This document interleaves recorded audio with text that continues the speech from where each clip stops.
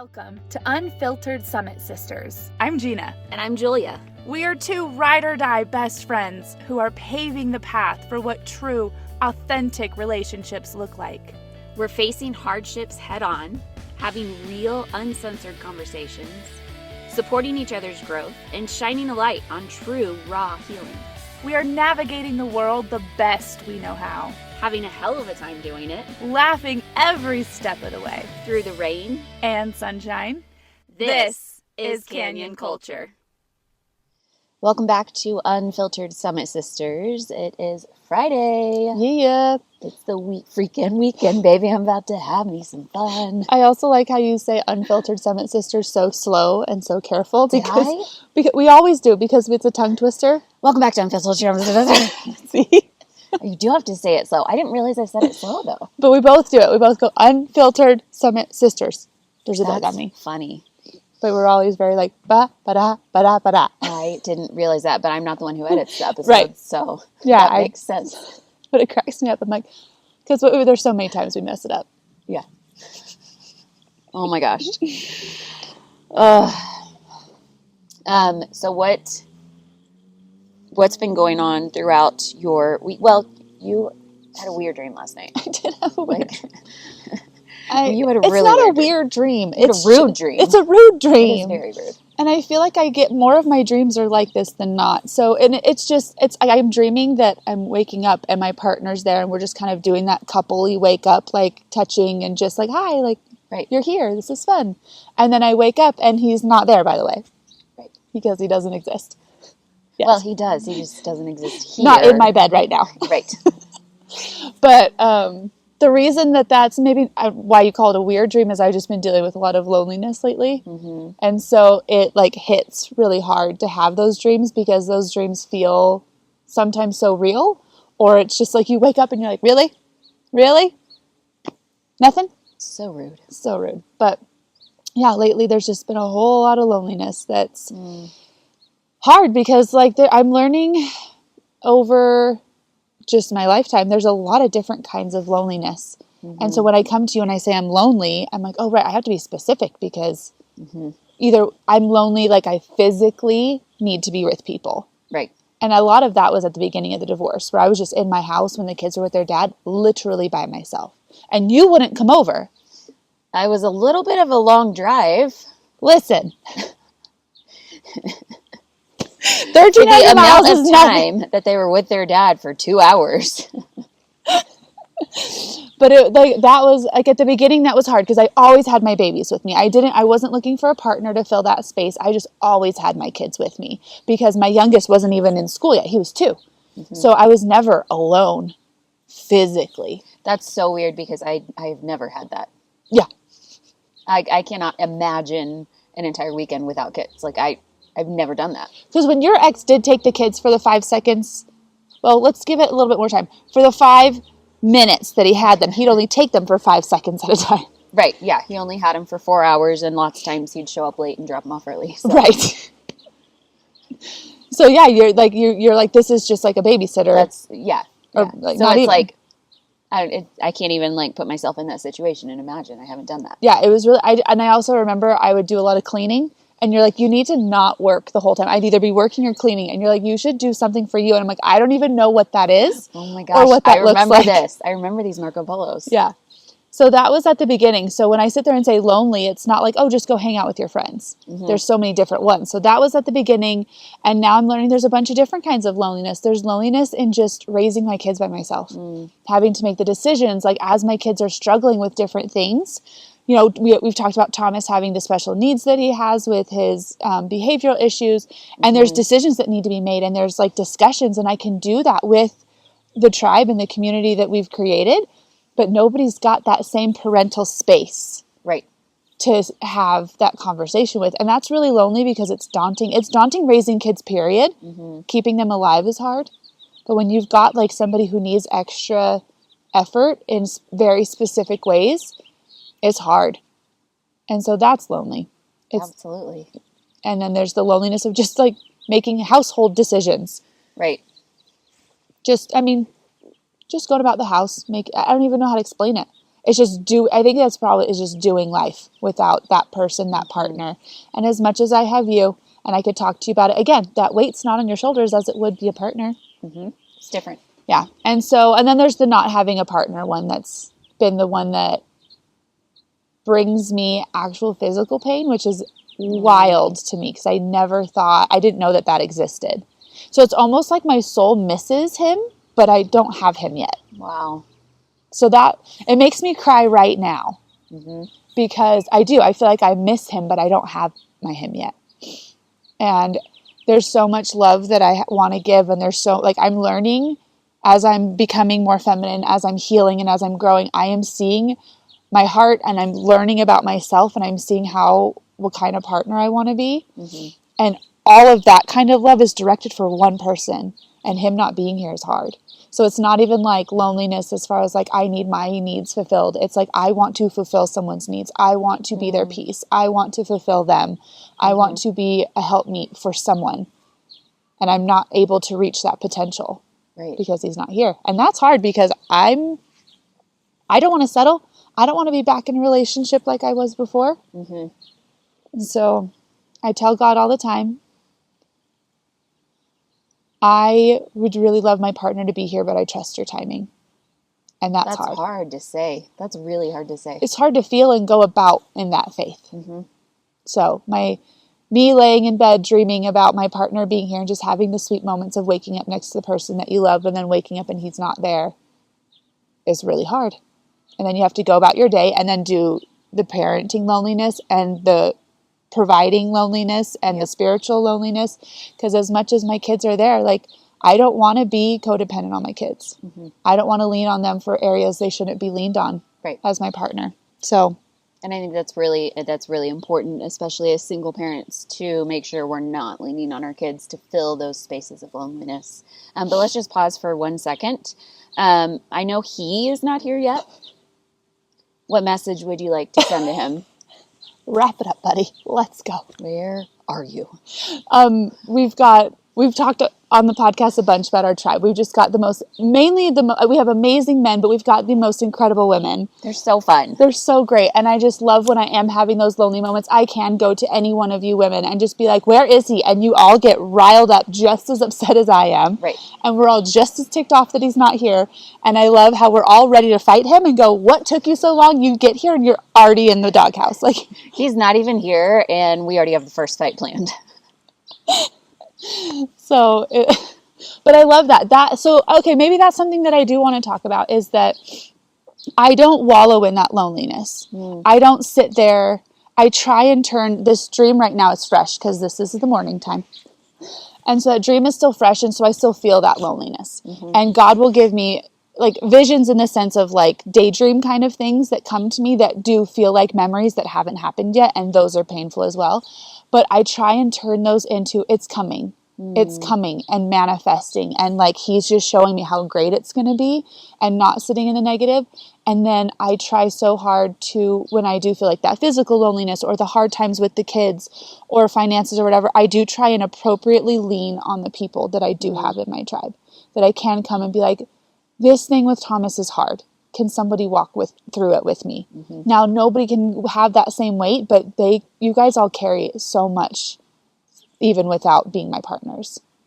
And I think that has been, it helps it not like, so even though I feel loneliness and it feels sometimes physically painful in my body, or it makes it hard to get through things, I don't know how much worse it would be if I didn't have the people in my life that I have. So how do you move through that loneliness without it overcoming or overwhelming you? God. A lot of it is God. I spend a lot of time with Jesus, and there's times where I can almost physically feel his arms wrap around me. And so I make sure that when I feel that loneliness, I go to him. I don't try and fill it with food or training too much. Oh man, that's a hard one for both of us. Yeah, because it was yesterday I was ready to do like 3 shopping wood. I'm just throwing it out there, not specifically for anyone, just don't look at, there's no wood over here. No, there's no firewood anywhere. It's hard to not numb out. It's hard to not wallow in that. But I think Jared says the loneliness is the scariest place for a woman to be because a lot of times we as women would make really foolish choices. And that's where I'm like, I do not want to make a bad decision of jumping into a relationship just because I'm lonely.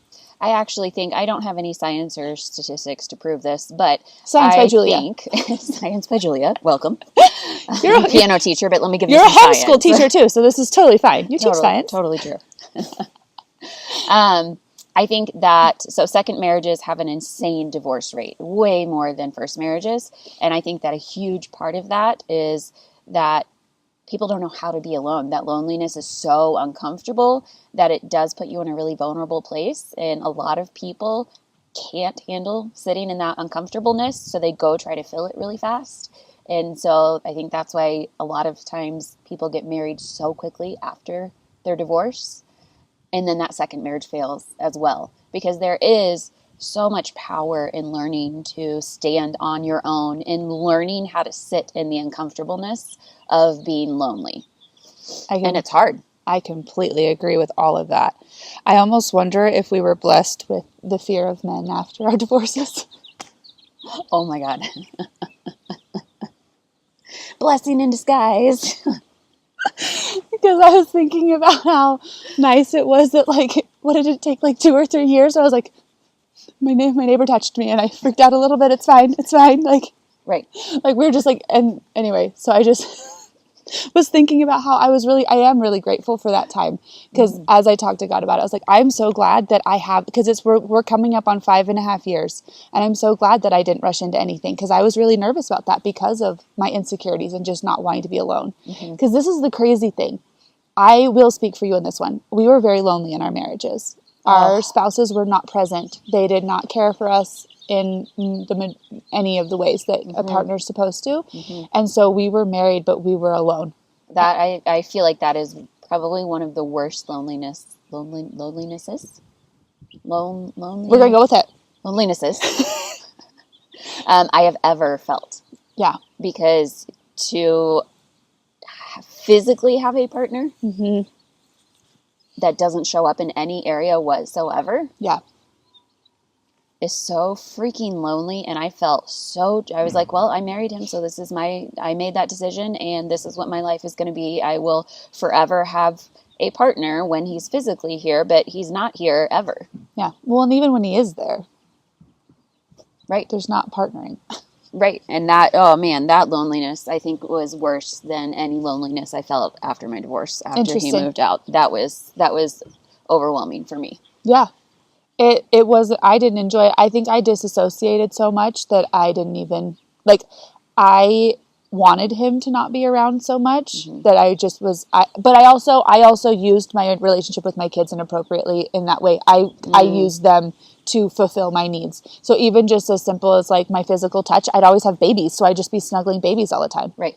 And so that was done. Well, when we've talked about this, I did that a little bit too, right? Like I would never go to a grocery store without a kid. At least 1 or 2 or 3, or I have a few 18. that I can pick from. So I used to never go to the grocery store without a kid because of that loneliness. At least I physically had someone. My comfort zone. Yeah. Yeah. So I don't know. I don't love that loneliness, and I know that it's painful, but it doesn't feel as painful as the loneliness I feel now because I'm not disassociating and I'm present and I'm here and I'm not using my kids to fulfill the needs that they shouldn't. And so I'm feeling all of it. There's no like, I'm trying to be healthy about it. So my coping mechanisms are there and help keep me in a good headspace, but I'm not numbing unless I'm chopping wood. But sometimes you just got to get through it. There are days and times when flipping a tire or chopping wood is appropriate. I agree. We just God also gave us these avenues too. Yeah. But Jared has me, he said, when you're feeling lonely, you need to serve. And I do think that is a really lovely space to be. And I try and be there, but my people don't let me serve them very well. I have no idea who you're talking about. Literally all of you. I will text all of you. And all of you are like, I'm fine, just prayers. And I'm like, no, I need to occupy my time with things to serve so I'm not sitting here being reminded how I'm by myself. Because serving changes the position of your heart. Exactly. And that's what it takes me out of me. So that's where I started doing all these cinnamon rolls. Because I was like, y'all aren't saying no to cinnamon rolls, so I guess we'll just make cinnamon rolls because no one's telling me no. Love it. But yeah, I don't have like a big answer. I feel like those help me get through it, but I still have the mornings like today where I could cry at any point today because I had this energy feeling of my partner here, and then I woke up and he wasn't. And I think that I'm going to be a really great partner, and the amount of love I have for my partner is big. And I am so excited to start a life with somebody and to create a family and a life with somebody. It's going to be amazing and it's going to be beautiful, and I can't wait. And so it's hard to be patient. It's really hard to be patient. So yeah, patience is extremely hard in this area. You are going to be an amazing partner. I mean, if I was lesbian, like, done. I am done. thank you so much. We've talked about this before.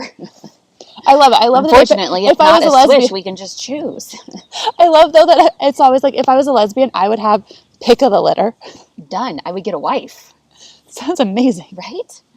Wives are amazing. But there's, I mean, I think something that's really, because I do have an amazing support system and I give them the space to serve me. What's hard is that so many of you want to take on something and you can't.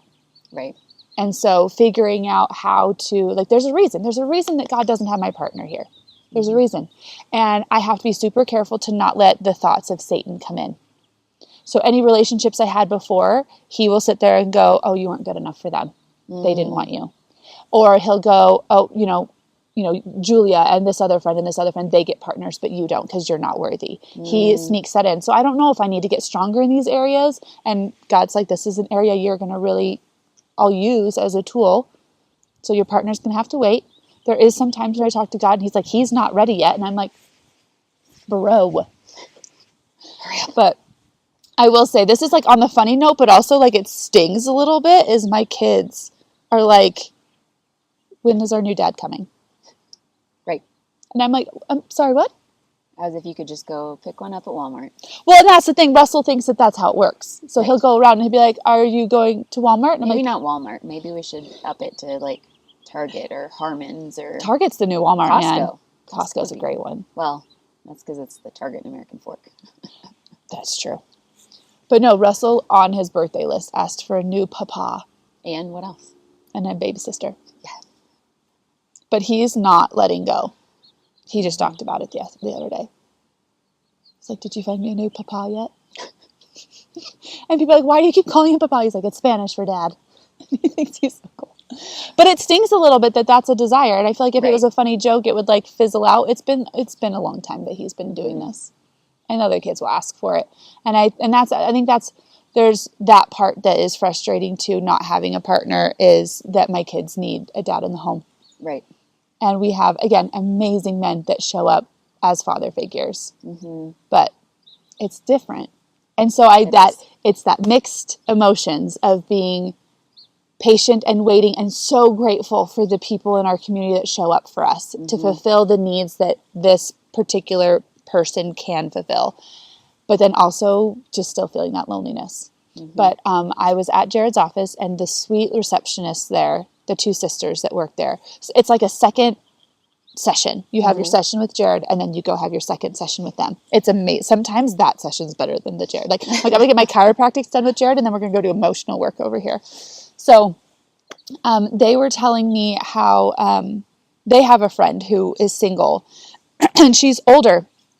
And she was like spiritually just working through some stuff and was told like your husband can be found all over the place, kind of an idea. So there was a incident where she was at a restaurant and she had like a glass of water with like mint leaves in it or something. And one of the leaves went down her throat and like got stuck. And she started panicking. And this man comes up and just Heimlichs the mint leaf out and then keeps walking. Like he didn't stop and talk. What? That's crazy. I know. And she was like, my husband showed up in that moment. Wow. And I thought that was so powerful. That helps me with my, like, not with my loneliness, but understanding that I am getting my needs fulfilled, that I don't need this specific man to fulfill these needs, that I call it outsourcing my husband. Right. And so I do that in a lot of ways, which helps with the loneliness that comes from not having my partner. And so when there was negotiations starting for the kids' parent time, or my ex's parent time with my kids for the summer, you were having a hell of a day. So you were unaccessible. Right. Is that the right? Unavailable. Well, I don't even know. Either one. I hate when we're both going through shit at the same time. I'm like, Right. and they're different. So it's not like we're doing the same thing together. It's Right. like, I'm not available for you. And I'm like, great, thanks. So I had to outsource. So I went and I prayed about it, and I went to Greg and Shirley, and it was exactly what I needed. And I outsourced they were my spouse that day and the week following. They were my spouse, and they showed up anytime I was like, hey, can we talk about this again? Hey, can we work through this again? Hey, what do you guys think of this? And I didn't have to do it alone. I still had to make decisions alone, Right. but they were there for every minute of it, and we got to get through it. And so anyway, I think the biggest coping thing that I use is Christ and then my tribe of people, and letting them show up as my spouse. I'm doing air quotes for people who are listening. Right. Outsourcing my spouse to get through until he gets here. And then we're all ready to fight when he's here. I think that's so beautiful. I never thought of it that way, as kind of outsourcing your spouse, but it reminds me of the Bible verse that says he will be a father to the fatherless and a husband to the husbandless. Is that what it says? Yep. And I think that's beautiful. That's a beautiful, really practical, tangible way that you can see him working in your life to provide that kind of support. Right, because you and I have discussed that scripture often. Right. Because I'm looking at my kids whose dad is not a part of their everyday life. And I'm looking at me being husbandless and trying to be feminine and trying to provide and being stretched in 1,000 different directions as one person, which, to be honest, with two people is too much. Right. And so I'm trying to be like, okay, so God is that. He is supposed to be a father to the fatherless and a husband to the husbandless. And I'm going, but he's not here. And I get hung up on that idea. Instead of going, he's like, right, but I put people in your life to show up for you. So that so-and-so comes and gives you a hug when you need that hug. Right. Where Greg and Shirley get to be that safe space for you when you need to get your head on straight. Where Greg can give you that blessing when you are just you know what I mean? Like, John and Stephanie are there for us. Like, there's just watching these people show up for my kids and show up for me and show up the second I ask for help. And being able to have you... What was it? I was chopping wood and I was so tired. I just want to sit by the fire, and you drove up with food for me, and you left and I cried. That was, you showed up as my spouse to provide that meal for me so I could eat, so I could feel taken care of while I was taking care of the anger that I had, that I needed to take care of. And so that makes me, like, that's where I recognize that scripture. Right. Is the outsourcing, is that, yes, he is the father to the fatherless and the husband to the husbandless, and I don't stop at, but you're not here. Where's my hug? You're not here to hug me. But then somebody shows up and hugs me, and I'm like, oh, right. That's what we are here for. That's how, when I pray, I often am asking, how can I be an instrument in your hands so I can help be that father to the fatherless, husband to the husbandless, friend, be a part of the miracles he has planned. Yeah, I think you do a really beautiful job of being really intentional about what you're focusing on, because whatever you focus on is what's going to magnify in your life. So you can choose to focus on, I'm lonely, he's not here, I have to be a single parent, you can choose to focus on that all day long. And those are very real facts. Yes. Or you can choose to see the places that he is outsourcing your husband right now, where he is showing up in those places. And that it's not toxic positivity at all. You're still acknowledging the black and white facts of the things that you are having to do alone without a partner that is feeling very lonely. Yeah. But then you're also seeing the good where God is showing up for you in these areas. And he is telling you he is coming. He's not here. He's not here yet, but he is coming. Well, I think the reason it's not toxic positivity either is because I'm not forcing it. And it's a space where if I don't find God's hand, that's where Satan gets in. So I'm not saying, oh, this doesn't matter, just stay in the positive. I'm going, this hurts because today hurts. Today hurts. I'm crying over here because I am lonely. Saturday, pancake morning, I love pancakes, but it is so hard to have everybody walk away with their partners and go about their Saturday. And I go about my Saturday, but I don't get to have that partner. Those hurt like hell. And I don't ignore those. I give them the space, but I don't let Satan take that and push it down to depression, deep depression, not taking care of my kids, not taking care of me, and not taking care of this idea of there's still goodness in my life. Mm-hmm. I'm letting both of those exist, but I don't want it to be a toxic positivity thing. Mm-hmm. I have worked for years on having that relationship with Heavenly Father where I trust him so much that I do quickly go from this hurts, ow, why would you give me a dream about my partner that feels in my heart real? And then I wake up and he's not here. That's mean. To, but I trust that he's not here for a reason. Like I'm not forcing it. It's a relationship I created with God that we worked on for years together. Mm-hmm.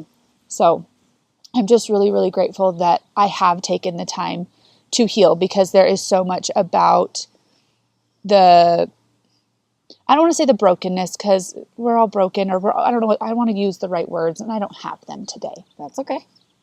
We don't have good words today. But I'm just really grateful that I have taken the time to heal and not rush into a relationship. That even though I look at my 5.5 years since my divorce and I haven't had like a relationship, I don't look at that as failure. I'm going, I needed that time. Mm-hmm. I have worked so hard to heal so that my next relationship is not one out of desperation. And I'm trying to be the best version of myself. And I'm just grateful that God has willingly walked that path with me and guided me. Mm-hmm. I love that. I am grateful for all of God's promises to us. All of his promises to us in the Bible were not something that I could see in my earlier years of being a Christian, right? I would have looked at that verse and been that verse about him being a husband to the husbandless and been like, this feels like bullshit. You're not here. Yeah. You're not hugging me. You're not helping with kids. You're not right. In my earlier years, I would have felt that way. In my earlier years, I would have felt like, a lot of pastors will say, there's no fear with God. There's no anxiety with God. There's no, right? And in my earlier Christian years, I would have been like, this all feels like crap, because I still struggle with all of these things. I still face all of these things. And through my relationship with God and learning how to sit with him, not just read about him, not just know about him, but to sit with him, to feel him in my bones, has shown me how he does come through on every single one of his promises. It's like he's given me a new vision, new lens to see life with through his eyes. And I'm really thankful for that. That is a beautiful ending to our day here. Thank you for sharing. I love it. Thank you for sharing on everything you're going through. I know, especially this week, all of that is really raw. So I love that you were able to just have a conversation about it. That's what we're here for. That's what we're doing here. Absolutely. The whole point. Push us out of our comfort zone and do the raw things publicly, apparently. Unfiltered, baby. Yeah. So I guess the question for the week would just be like, do you deal with loneliness? Have you felt the different kinds of loneliness? Is there loneliness that you feel that I didn't mention? And how do you cope with it? That's perfect. Okay. Till next week. Thank you for listening to this week's episode of Unfiltered Summit Sisters. Come join us on Instagram, Facebook, and TikTok to get a sneak peek into our lives. It's beautiful, chaotic, crazy, and fun. What else would you expect raising 10 kids? All the links you need are in the show notes. See you next week.